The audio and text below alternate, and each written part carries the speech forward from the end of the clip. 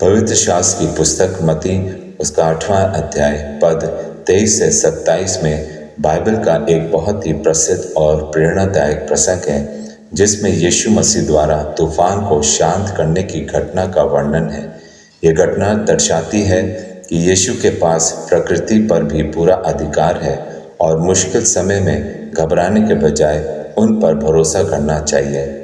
एक बार की बात है, एक दिन जब शाम होने लगी, यीशु अपने शिष्यों के साथ गलील की झील पार करने के लिए नाव में बैठे। पूरे दिन लोगों को शिक्षा देने के कारण वे बहुत थक चुके थे। नाव चल पड़ी और कुछ ही देर में यीशु नाव के पिछले भाग में तकिए पर सिर रखकर सो गए। अचानक झील में एक भयंकर आंधी उठी, तेज हवाएं चलने लगी, ऊंची ऊंची लहरें नाव से टकराने लगी और पानी नाव में भरने लगा। शिष्य पूरी ताकत से नाव को बचाने की कोशिश कर रहे थे। पतरस ने कहा, लहरें बहुत ऊंची हो रही हैं, नाव डूबने वाली है।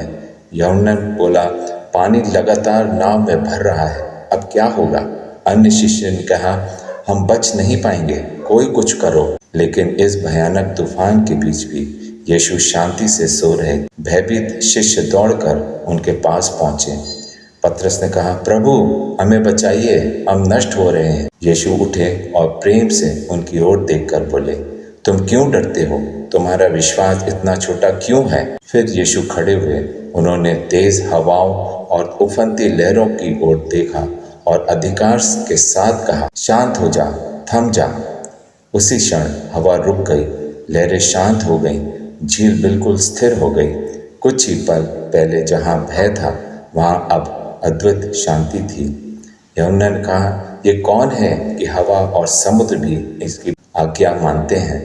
अन्य शिष्य बोले, सचमुच ये परमेश्वर के पुत्र हैं। यीशु मसीह इस घटना के द्वारा हमको सिखाना चाहते हैं कि कितनी भी तूफान आए, यदि यीशु हमारे साथ हैं तो हमें डरने की आवश्यकता नहीं।